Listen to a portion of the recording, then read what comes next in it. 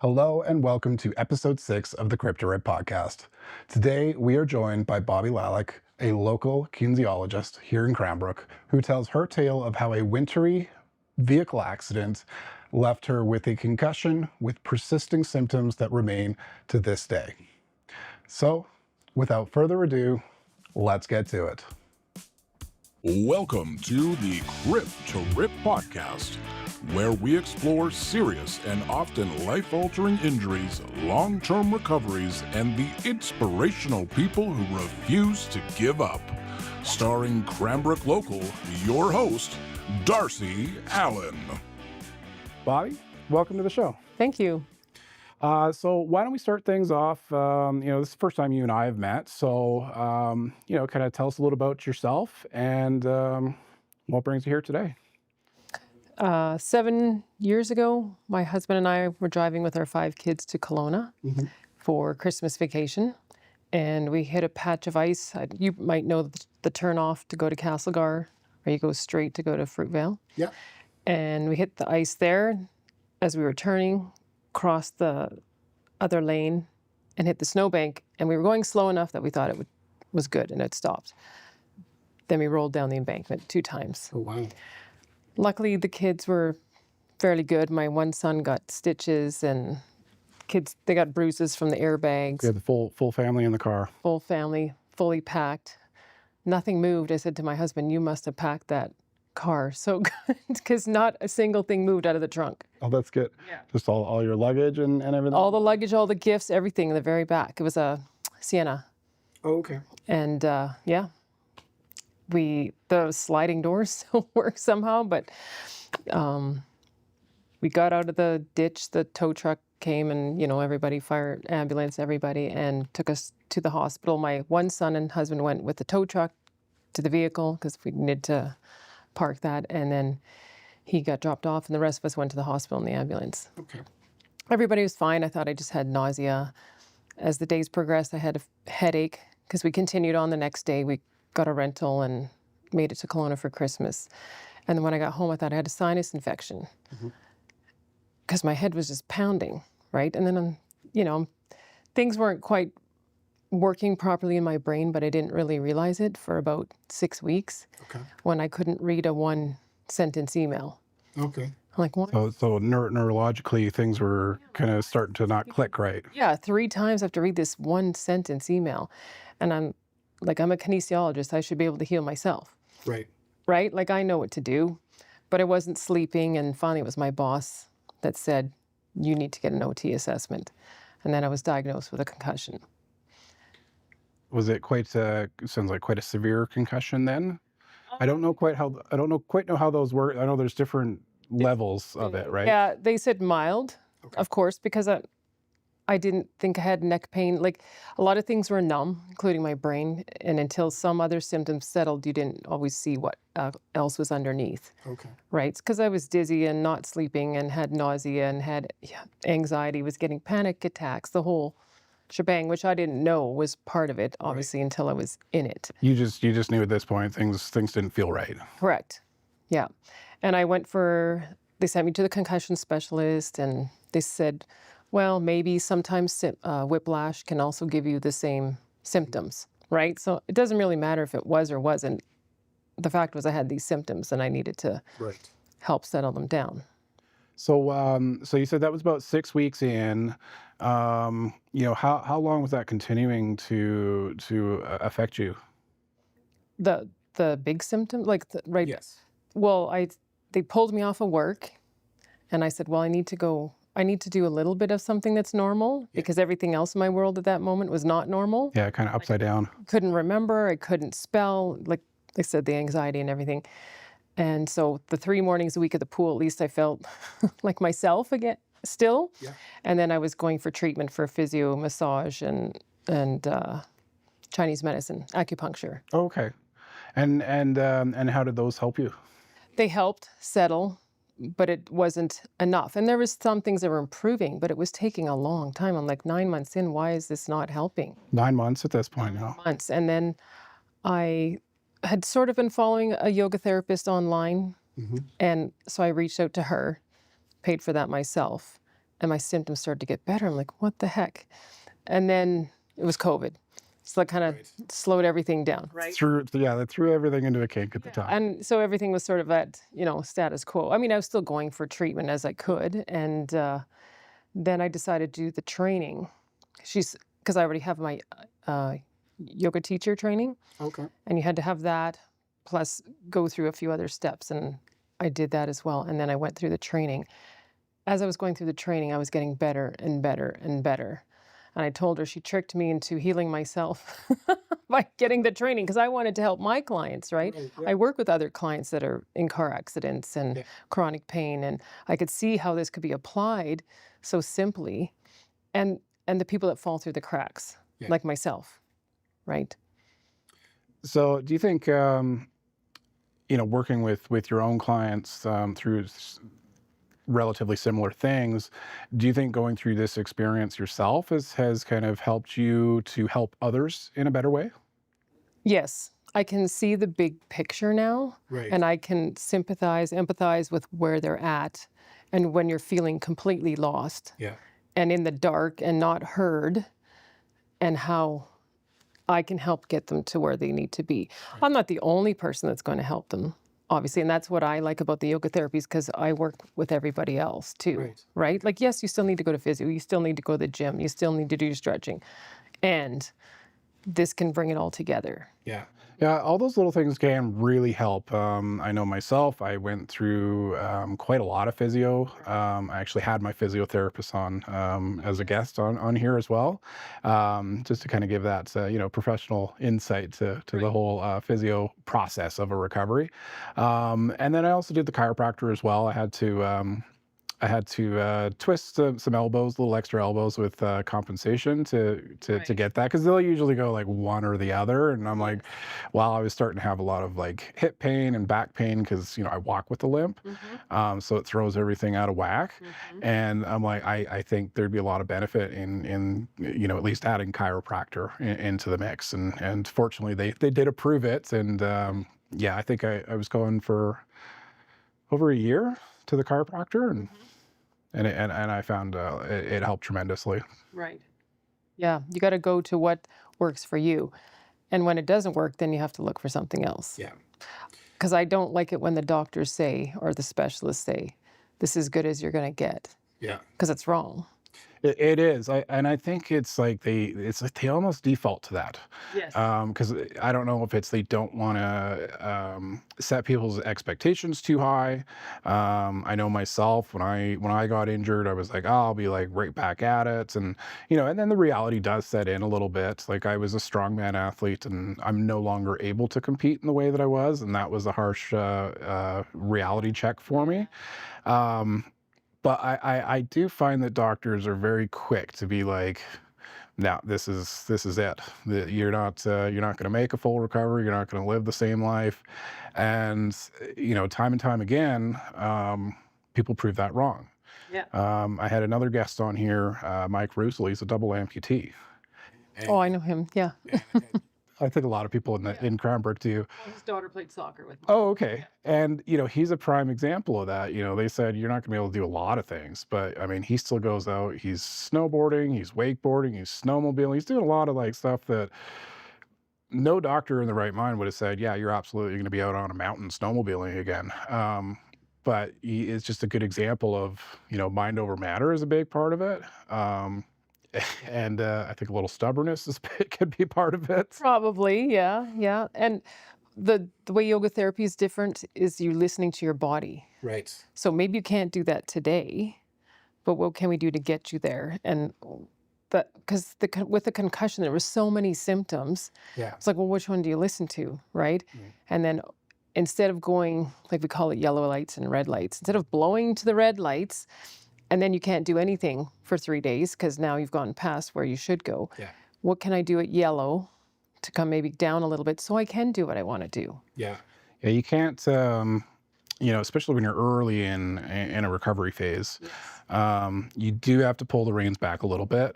Yes. As much as you want to go in there with gusto and, go climb Everest, if you overdo it, that's actually, can harm you in the long run. It's kind of like, one step forward, two steps backwards at that point, where you should be doing essentially half step forward, half step forward, half step forward. Right.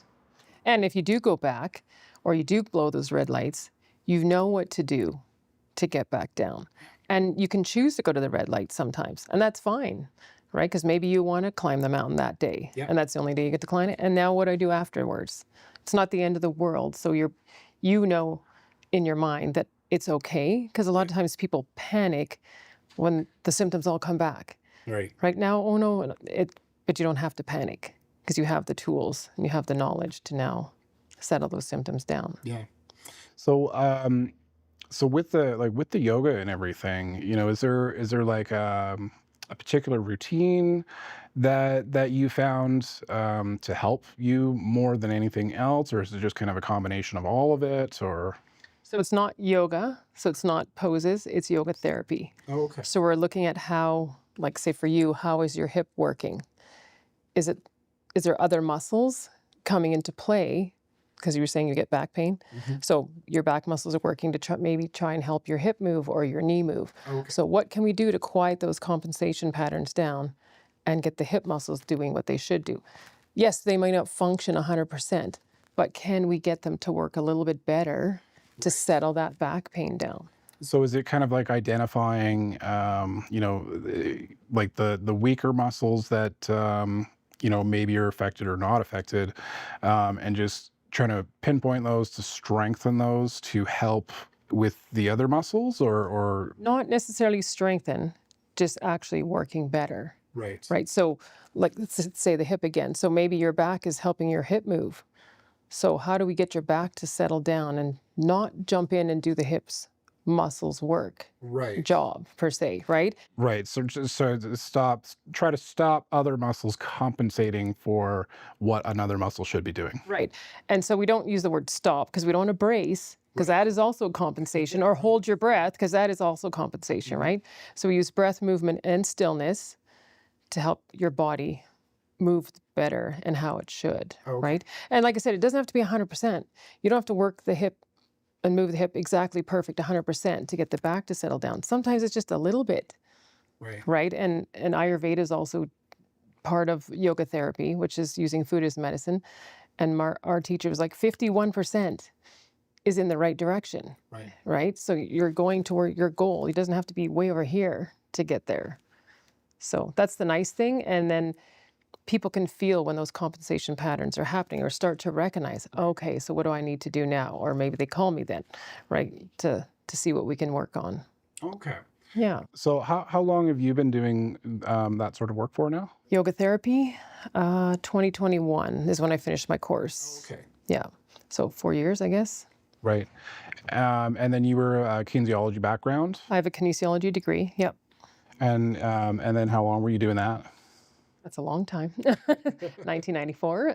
Okay, so you're well experienced. Yes. You have a lot of experience. First working in Vancouver, and then here. I had my own clinic when I first moved here in 1999 at the Colonel Baker home.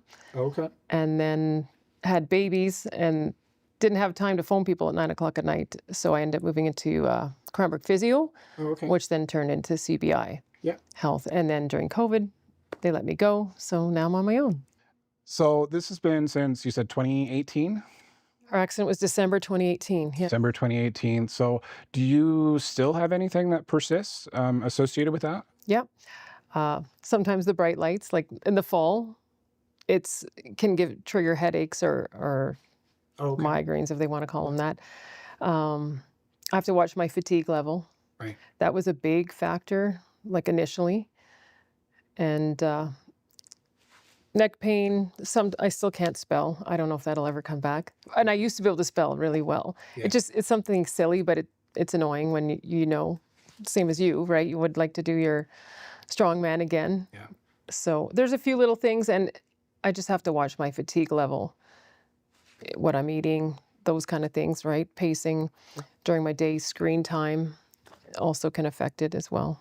Okay, so it kind of sounds like lot of lights can be very triggering. Hopefully the studio lights aren't too bad. Shirt mounts is okay, yeah.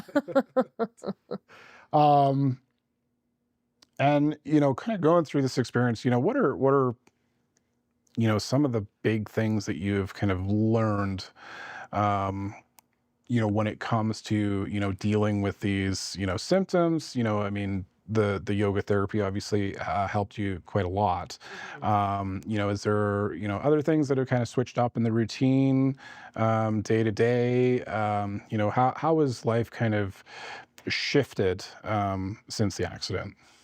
So I generally take Wednesday as my paperwork day, non-client day. It was recommended by my Chinese medicine doctor, and I've kind of just stuck to it, right? Okay. And I don't necessarily work 3-4 hours on the, because I see people by Zoom as well. Okay. So I won't necessarily book 4 of them back to back. So I try to structure, a couple in person, lunch, a couple maybe on Zoom. Depends how my caseload is, because some people are in town, some people are out of town, right? I'm just smarter about how I do everything in my day, right? Even as far as exercise and listening to my body. I probably would have tried to go back and do whatever I was doing beforehand, but now it's like, okay, 15, 20 minutes, I'm not feeling so hot. And it's not normal muscle fatigue. Like I would swim and it's like, it's not that I'm tired or out of breath. It's just my whole body feels like it's done. Yeah. It's like hitting a wall almost, right? Like a nervous system sort of thing? I suppose, yeah, because when I talk to all my, healthcare team, nobody has a good answer for that. So I try to look at it like from the Ayurvedic point of view or the yoga therapy point of view. Well, I'm done. And then just gradually adding more and more. Like I could only walk about 2K. We'll use it as an example with my dogs, right? And then finally last year, I don't know why, all of a sudden I was able to walk 3-4K. And this summer, we climbed up the Welsh Lakes with a full pack. Yeah. Haven't done that since pre-children. That must have felt pretty good. It was pretty good, yeah. It's pretty exciting, and spent 2 nights and, Yeah, because it kind of sounds, I mean, I know you said you still have kind of ongoing issues with like spelling and things like that.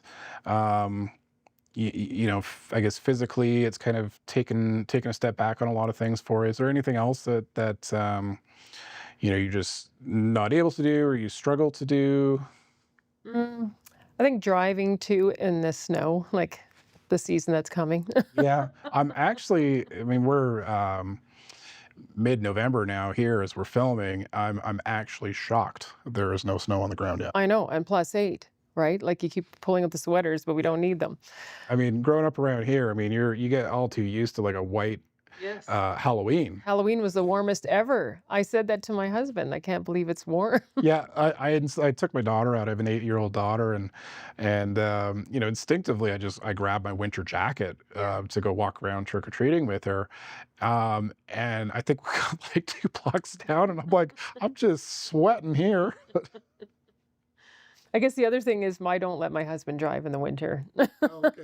Just because he was the driver at the time. I mean, not that it was his fault. It was obviously black ice, but I just feel less anxious if I'm the one driving, especially in the winter. So, not a lot of winter road trips anymore. Oh no, my daughter still dances. We went to Saskatoon last November. Oh, okay. And we got up and there was a foot of snow that we had to shovel out to get back to our vehicle, and the roads were all closed. And Yeah, I mean, and Saskatchewan winter driving can be pretty hairy sometimes too. I did it a few years ago before I got injured, and I left Boxing Day, and I think that day it snowed a bunch the night before. And then it was raining on Boxing Day. So from like here to Alberta was like driving through slush essentially. Alberta was not bad. You kind of made up some Alberta time with that. And then it was the freezing rain. Once I got past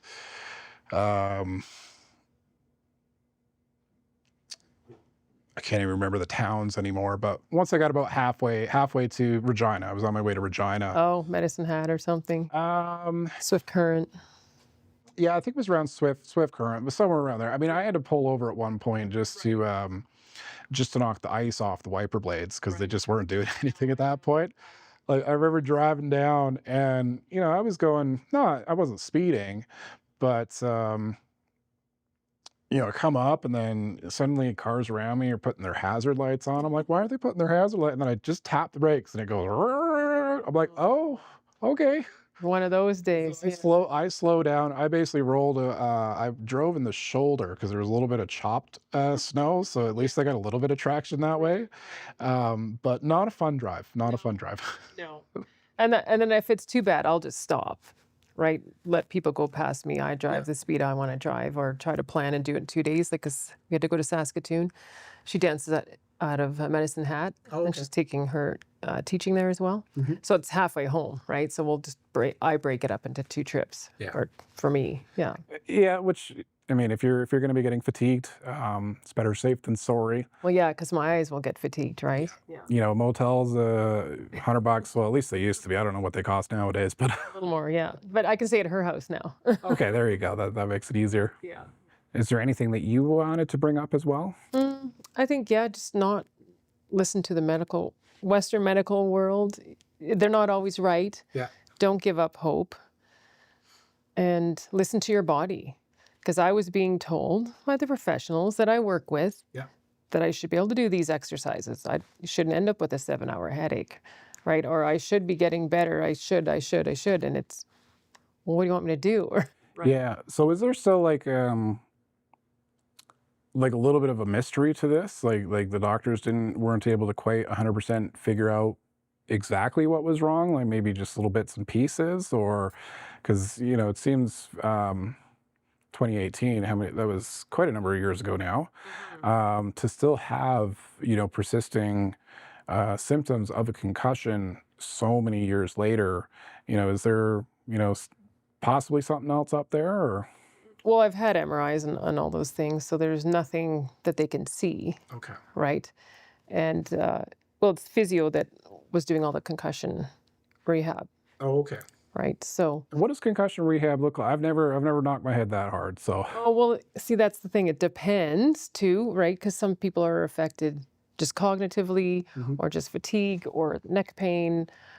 And then some have visual disturbances as well. And you can get dizzy, like just from your eyes moving. Oh, okay. Yeah, I know it sounds weird. Or the light is too bright, or there's so many things. So you're always trying to figure out which symptom to address, right? So I was wearing dark glasses when it was dark out, just because then my headache was less, or was less bright. Yeah. Because the more bright it was, the more cognitive fatigue you would get. And then the more fatigue, the more foggy your head is, and you can't even think or make a decision on, like I would make soup and then I would forget something. Right. I don't need to think about what to put in a soup, right? Like I've made enough soup from scratch that I shouldn't have to look up a recipe, right? Or forget a part of my dinner for the kids kind of thing. So there's different symptoms for different people and different severity, which I think is part of the problem. Yeah. Because you look fine. They don't know what's going on in here. It's not a I guess a one treatment fits all approach. Yeah. And then everyone, they say in 2 weeks you should be fine. But then I've also learned that concussion from a traumatic injury versus a athlete is completely different too. Right. Right? They seem to recover quicker. They're probably younger a lot of times as well. So maybe possibly a little more conditioned to that, or who knows. I mean, I guess if a quarterback's about to get tackled, they probably brace for it a little bit more, where right. When it comes to like a car accident as an example, oftentimes those can come out of nowhere. You don't expect it, you're not anticipating it. It's like, at least on an airplane, they tell you and give you time to tuck your head between your legs, right? But yeah, and you might not wake up from that. So I think that's just to kind of bow your head and say goodbye, because yeah, exactly. Hey. So do you still kind of like overdo it? Like what happens if you do overdo it? What are kind of the steps that you would take from that? Are you having to just go lay down and have a nap, or are there other kind of things that you do in your routine when you feel that I've pushed things a little too hard? Yeah. Sometimes I would have a nap in the middle of the day, like just for 20 minutes if I can. If I don't have to cancel so many people anymore, but I sometimes would cancel or bump somebody just so I could close my eyes for 20 minutes, or put on some calming music, breathe, do some yoga therapy, right? Yeah. And or go for a walk. helps too. Just some fresh air and maybe not looking at a screen, because even concentrated focus like this sometimes, like talking with people for long periods of time, can also give me headaches. So yeah, changing what I'm doing. Yep. So I try to do that at home, so then I don't feel like I'm not doing anything. I'm not very good at sitting still, as my husband says. Can't you just sit still? No. Yeah.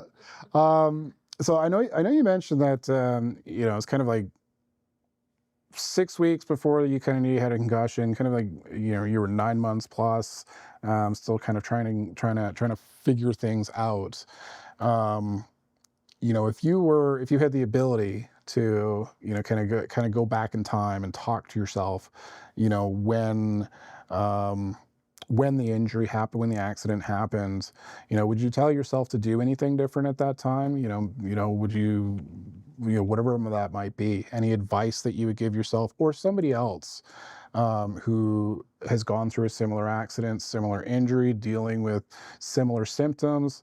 What's those one piece of advice or a couple pieces that you would say to that person or to yourself? Right. Well, for myself, I would probably go in sooner, but I don't know if anyone would have seen it either, right, initially, because it wasn't until I was struggling with more and more things, because I was mom of 5.